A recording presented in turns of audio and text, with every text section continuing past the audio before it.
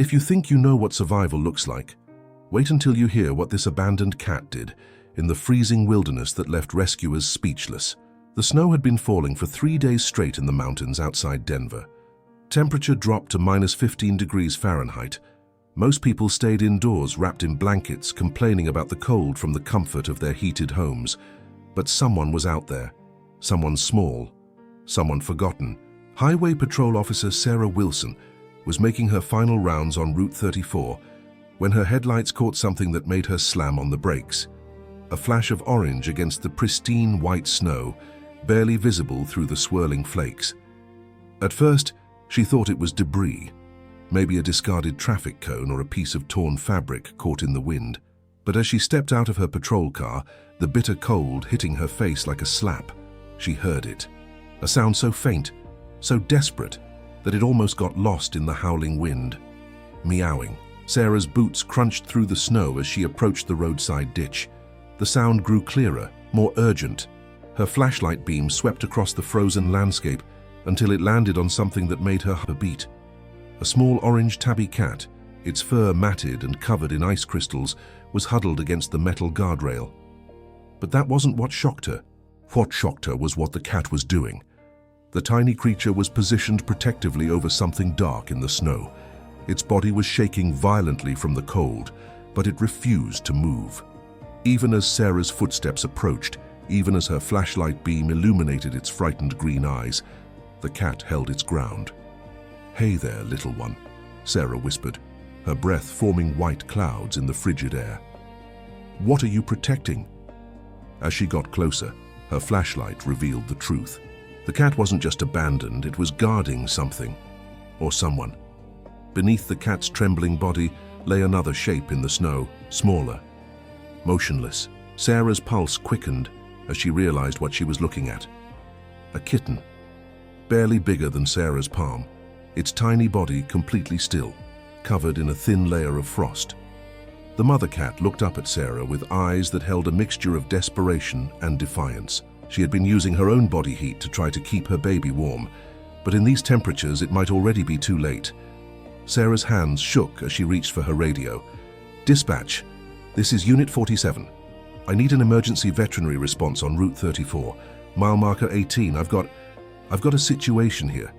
The cat flinched at the sound of Sarah's voice, but still didn't abandon her post. Even as hypothermia was clearly setting in, even as her own life hung in the balance, she maintained her vigil over her kitten. "Ma'am, what's the nature of the emergency?" The dispatcher's voice crackled through the radio. Sarah stared at the scene before her. Snow was accumulating on the cat's back. Her breathing was becoming labored, but her paws remained wrapped protectively around the tiny bundle beneath her. "2 cats," Sarah said, her voice thick with emotion. "A mother and kitten. They've been exposed to sub-zero temperatures for I don't know how long. The mother is... she's still fighting."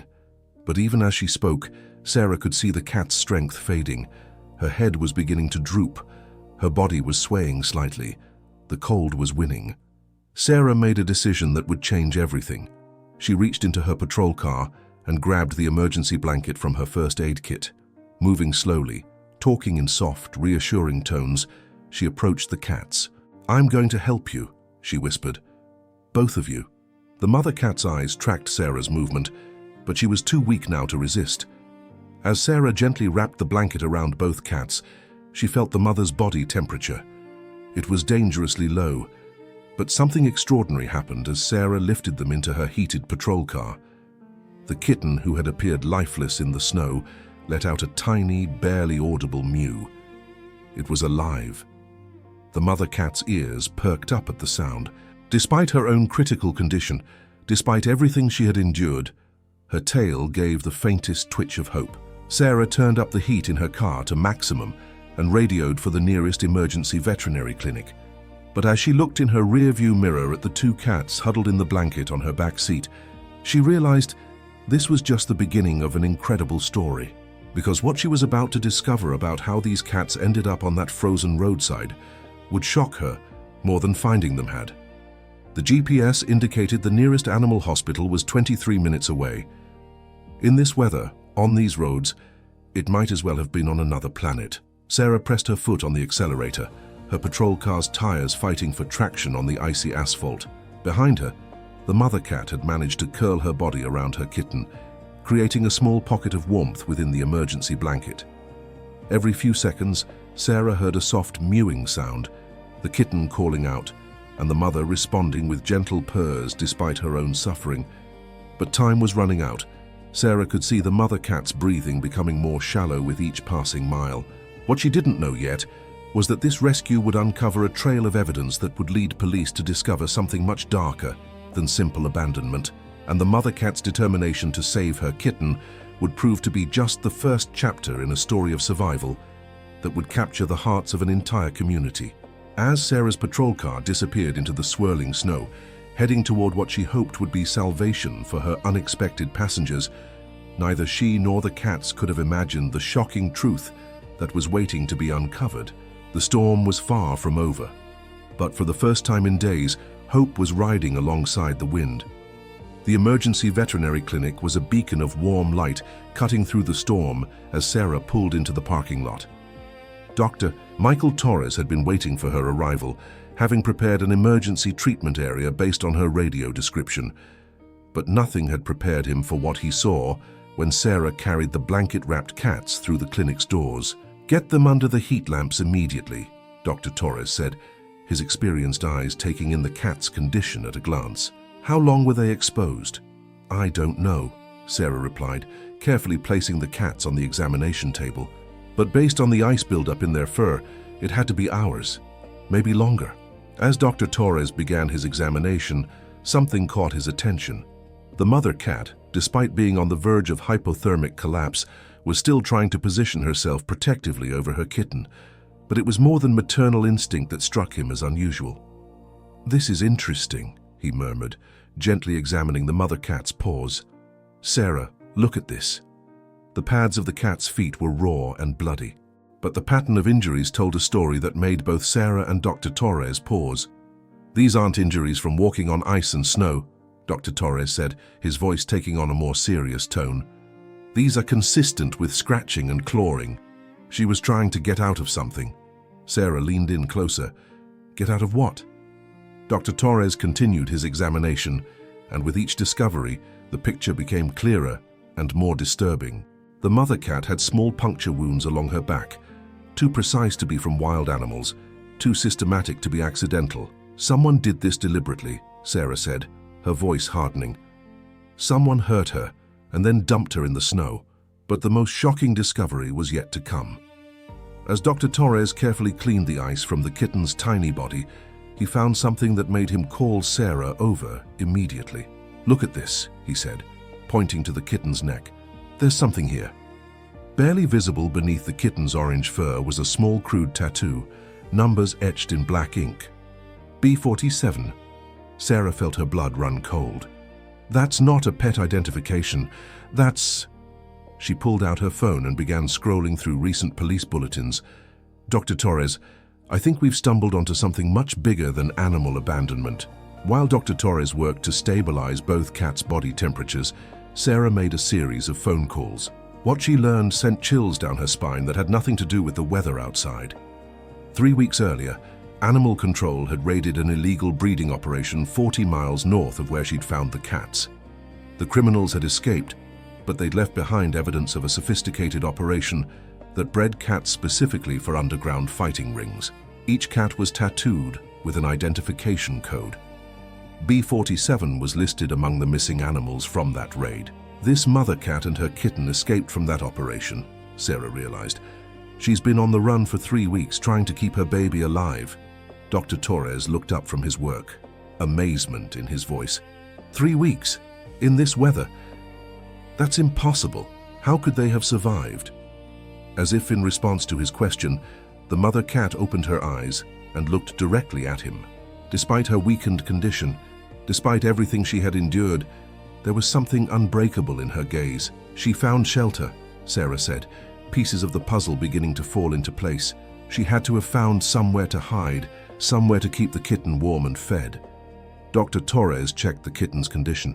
"This little one is malnourished, but not severely dehydrated. She's been nursing regularly until very recently." "Which means," Sarah continued, The mother cat has been finding food somehow, water somehow. She's been keeping herself alive so she could keep the kitten alive. But their conversation was interrupted by an urgent beeping from one of the monitoring devices.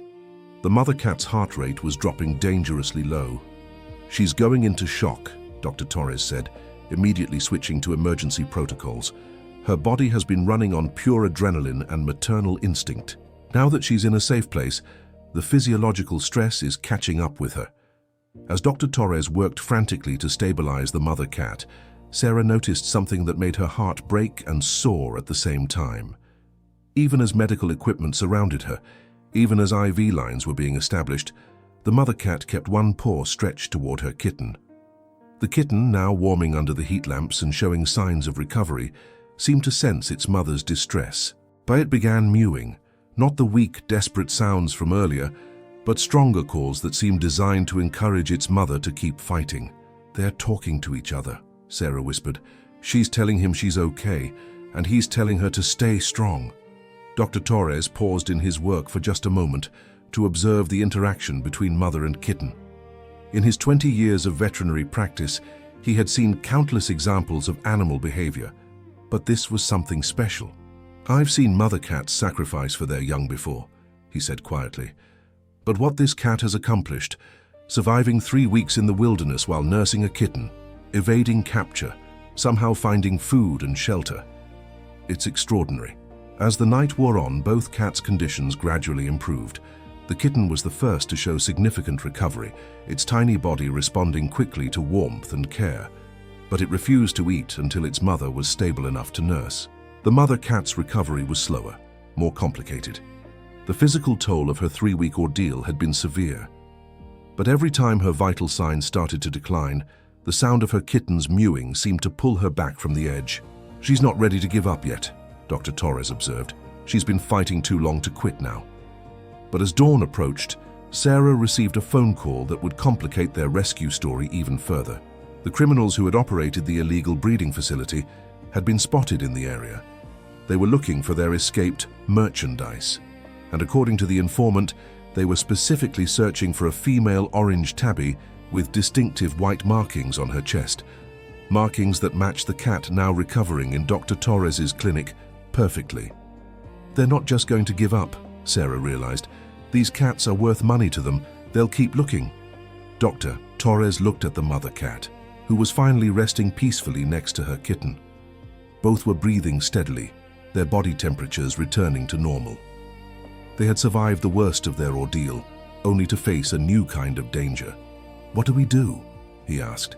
Sarah checked her weapon and looked out at the storm, which was finally beginning to subside. Somewhere out there, dangerous people were hunting for 2 small cats who had already endured more than any living creature should have to. "We protect them," she said simply. "They fought too hard to survive for us to let anyone take them now." But what Sarah didn't know was that the mother cat's 3-week journey through the wilderness had been even more incredible than they had imagined. The evidence of her remarkable survival skills was waiting to be discovered in the most unexpected place. The real story of what this extraordinary mother had accomplished was just beginning to unfold.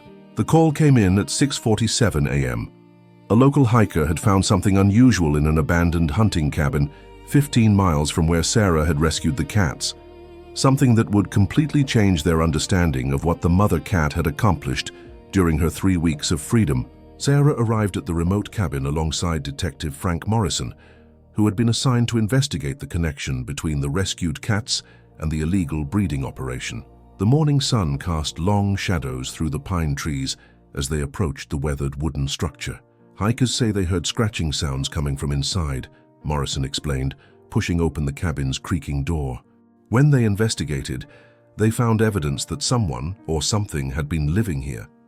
What they discovered inside left both seasoned law enforcement officers speechless.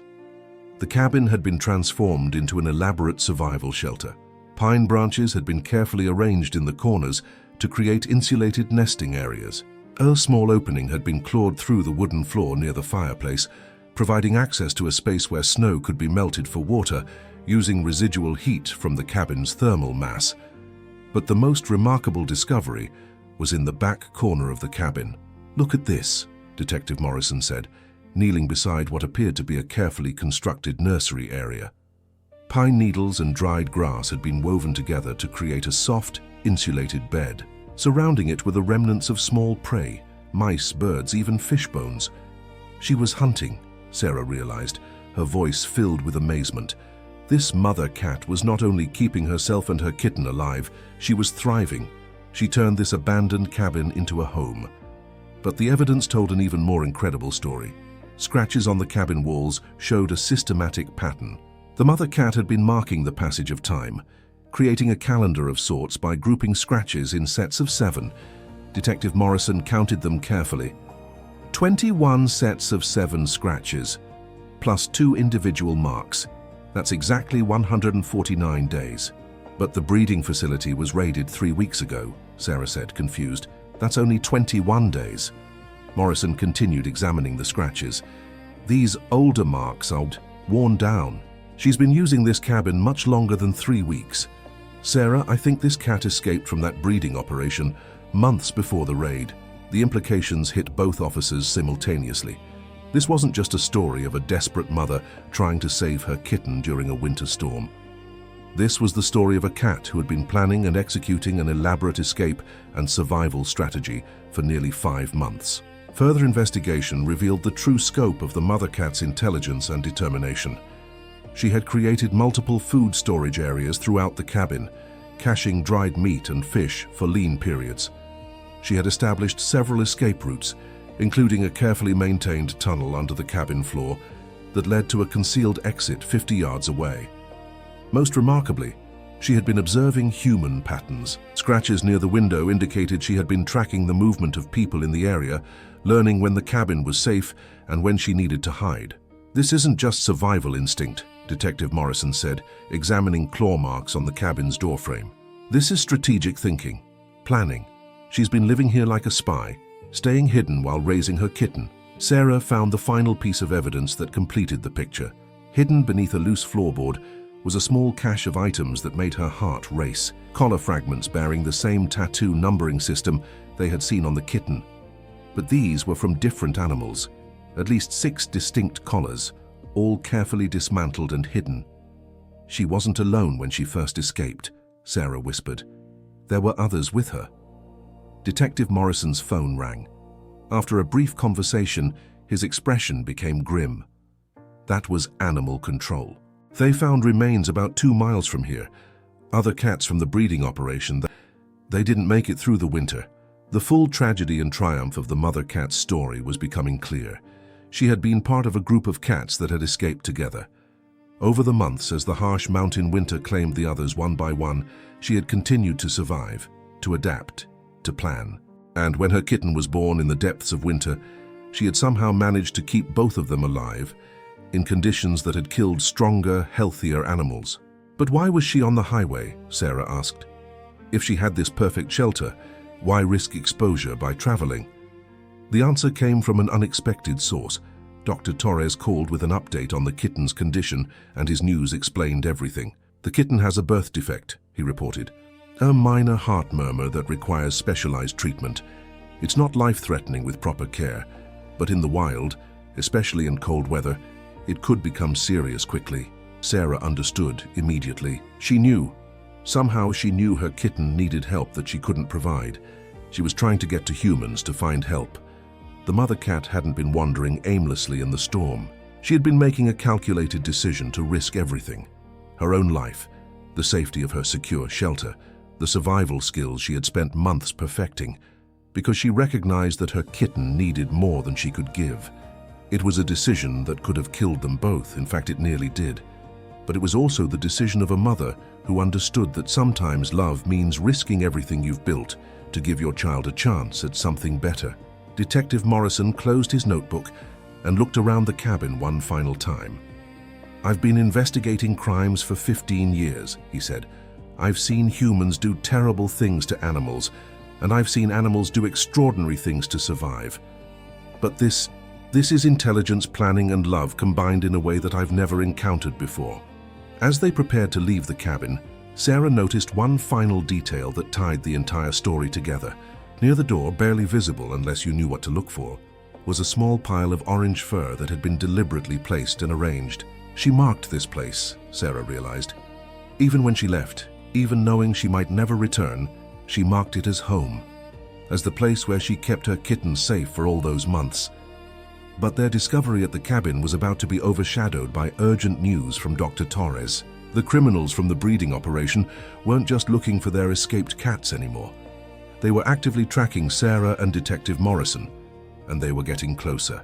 The mother cat's incredible story of survival was about to become a dangerous race against people who saw her not as the remarkable creature she was, but as valuable property they intended to reclaim.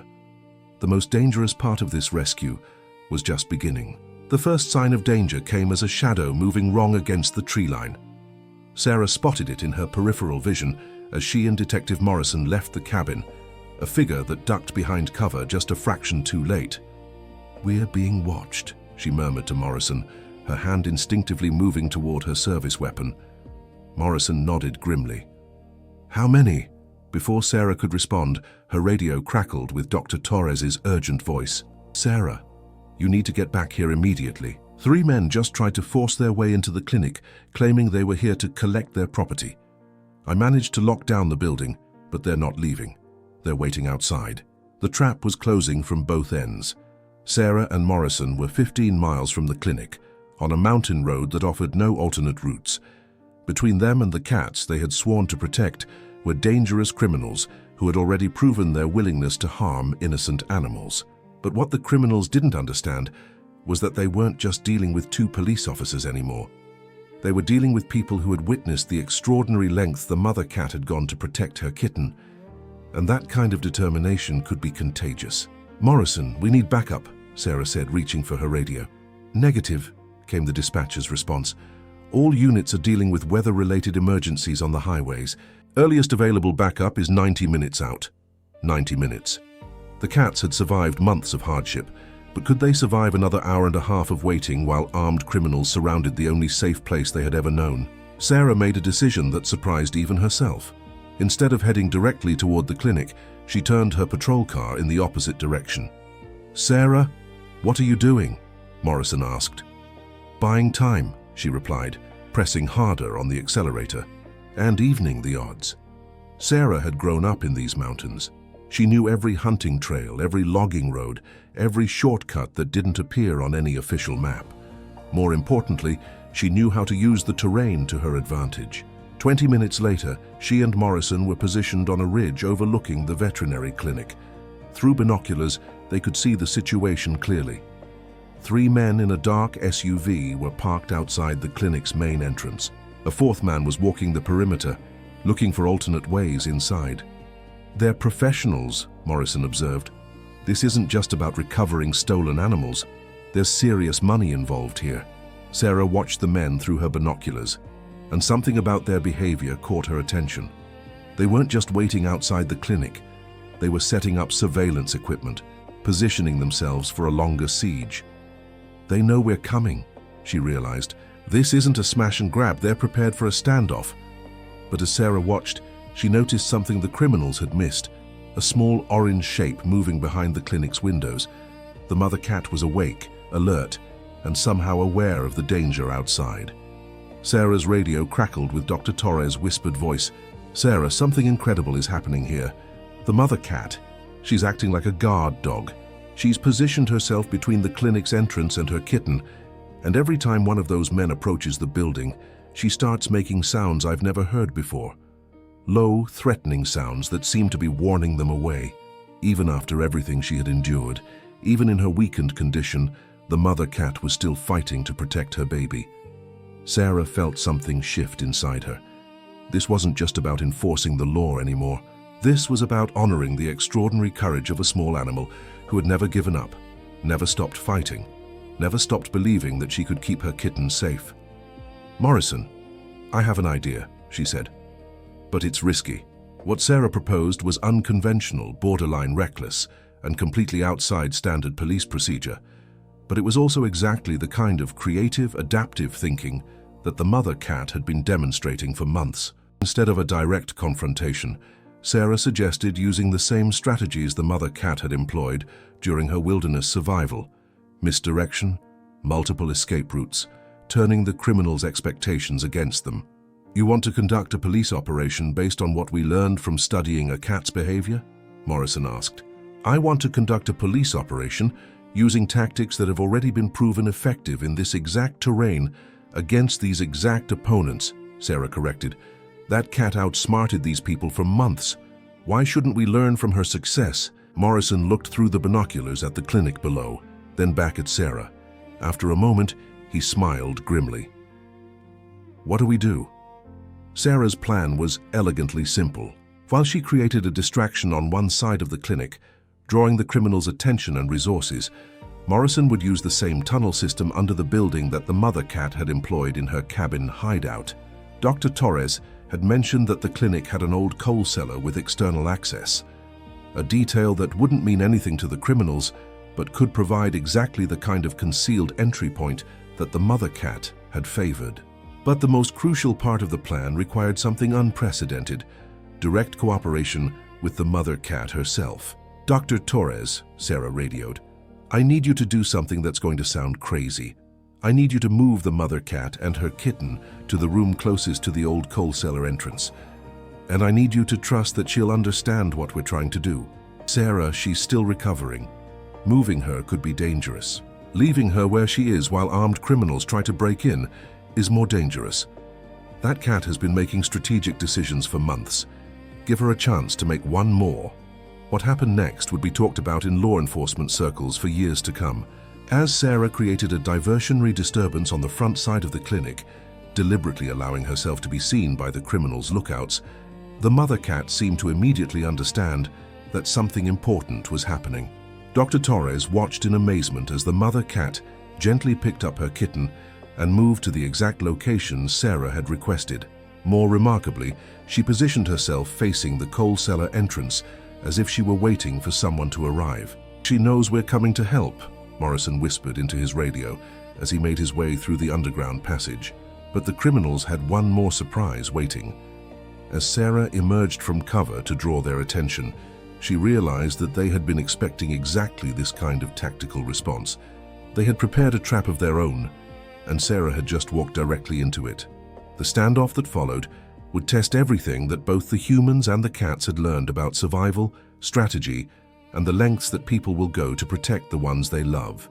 The mother cat's most important lesson was about to be put to the ultimate test. Sometimes the only way to save someone is to risk everything you have left to give. The trap snapped shut with military precision. As Sarah stepped into view to create her diversion, spotlights flooded her position, and 3 weapons were trained on her from different angles. These weren't just criminals looking to recover stolen animals, they were professionals who had anticipated every move. "Drop your weapon, Officer Wilson," a calm voice called out from behind the lights. "We know Detective Morrison is attempting to access the building from the rear. Call him off and no one gets hurt." Sarah's heart sank. Their plan had been compromised from the beginning. But even as she raised her hands in surrender, her radio crackled with Morrison's voice from inside the clinic. "Sarah, you need to see this. The cat. She's doing something incredible." Inside the clinic, Dr. Torres and Detective Morrison watched in amazement as the mother cat demonstrated one final, extraordinary survival skill she had learned during her months in the wilderness. She was communicating. Not just the typical vocalizations of a distressed animal, but a complex series of sounds, movements, and behaviors that seemed deliberately designed to convey information. She moved to the window facing the front of the building and began making specific warning calls while pointing with her paw toward different locations outside. "She's telling us where they are," Morrison whispered. "She can see their positions from up here, and she's warning us about each threat." Dr. Torres watched the cat's behavior with growing astonishment. In the wild, some cats coordinate hunting strategies with complex communication, but this level of tactical awareness, this ability to assess human threats and relay information, it's unprecedented.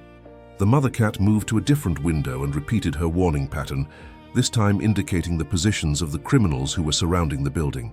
But then she did something that made both men realize they were witnessing something truly extraordinary.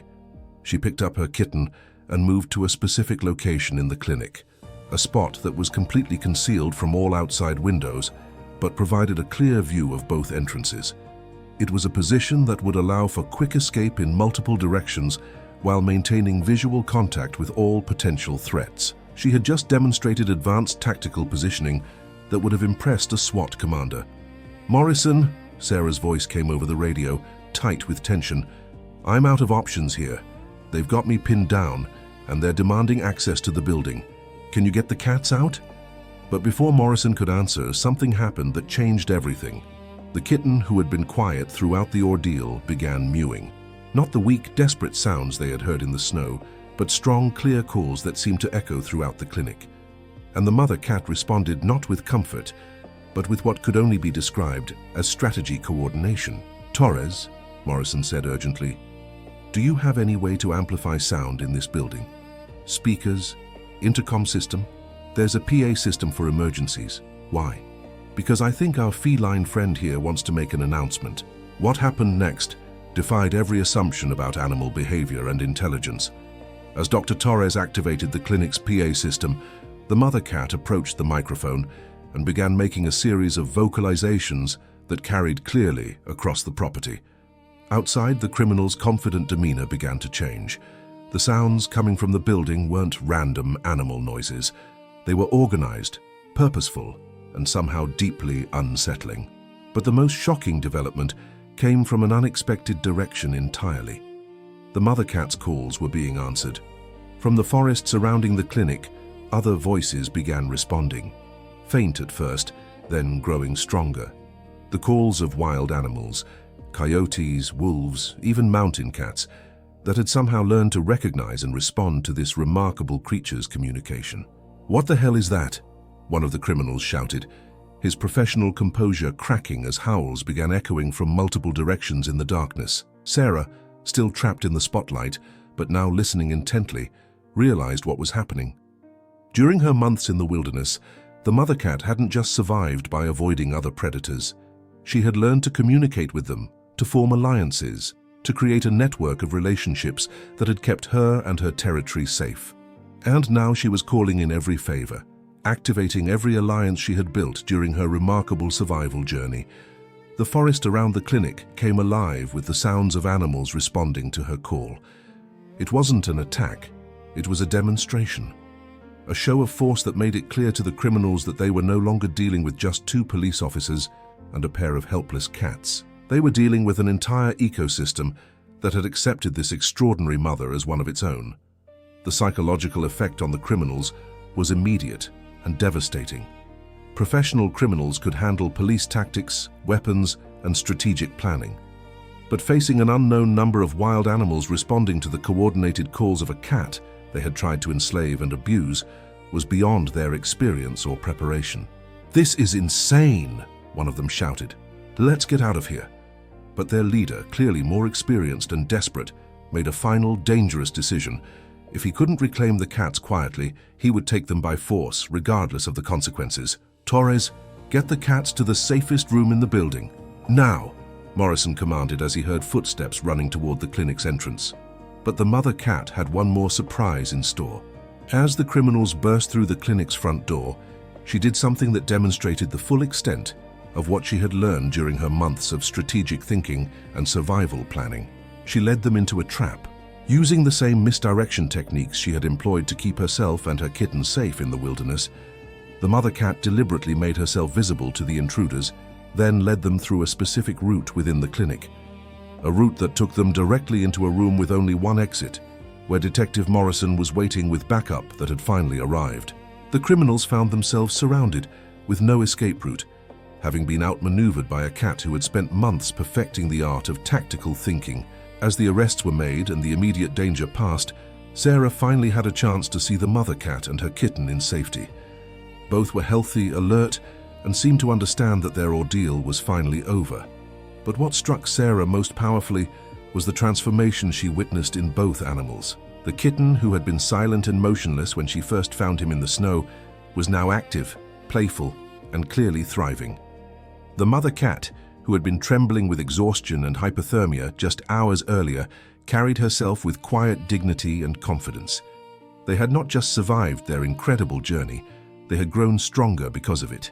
Dr. Torres approached Sarah with the final medical reports. Both cats are going to make full recoveries. The kitten's heart condition is manageable with proper care, and the mother shows no lasting effects from her ordeal. But Sarah, what they accomplished together, it's going to change how we understand animal intelligence and emotional capacity.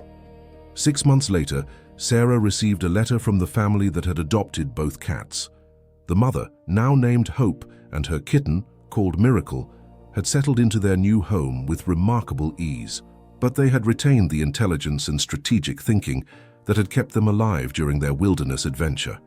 Hope had learned to open doors, operate simple mechanisms, and even appeared to be teaching Miracle the problem-solving skills that had saved both their lives. The family reported that Hope seemed to be constantly assessing her environment, always maintaining awareness of escape routes and potential threats. But most remarkably, she had never stopped being the protective, devoted mother who had risked everything for her kitten's survival. Sarah kept the letter on her desk as a reminder of what she had learned during those extraordinary few days. Sometimes the most important lessons about courage. As Sarah's patrol car disappeared into the night, she carried with her the most important lesson of all. Sometimes the greatest heroes come in the smallest packages, and the most profound wisdom can be found in the simple, unwavering determination to protect the ones we love. That night, Hope didn't just save a life, she saved hope itself.